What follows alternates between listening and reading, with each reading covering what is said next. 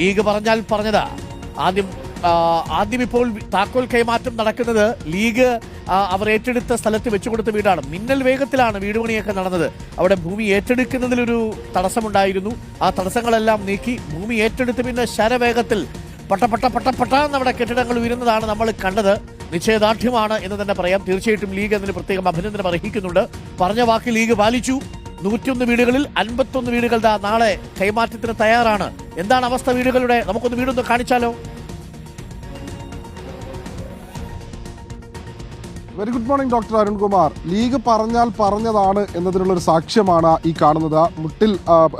മേപ്പാടി പഞ്ചായത്തിലുള്ള വെള്ളിത്തോടാണ് ഈ 11.5 ഏക്കർ ഭൂമിയിൽ മുൻപ് മുസ്ലിം ലീഗ് ഉരുൾപൊട്ടൽ ദുരന്ത ബാധിതർക്കായി വീട് നിർമ്മിക്കാനായി സ്ഥലം ഏറ്റെടുത്തത്. ആ സ്ഥലത്ത് കാണുന്ന വീടുകളുടെ ദൃശ്യം ഇപ്പോൾ പ്രേക്ഷകർക്ക് കാണാമെന്നാണ് ഞാൻ വിചാരിക്കുന്നത്. നമ്മൾ ഇതുവരെ കണ്ട ടൗൺഷിപ്പുകളിൽ ഏറ്റവും ഗംഭീരമായി പണി കഴിപ്പിച്ച ടൗൺഷിപ്പാണിത്. നേരത്തെ അതായത് 5 മാസം കൊണ്ട്, കഴിഞ്ഞ സെപ്റ്റംബറിലാണ് ഇതിൻ്റെ നിർമ്മാണ പ്രവൃത്തി ആരംഭിച്ചത്. ആ 5 മാസം കൊണ്ടാണ് ഇവിടെ വീടുകളുടെ നിർമ്മാണ പ്രവൃത്തി പൂർത്തിയാക്കിയത്.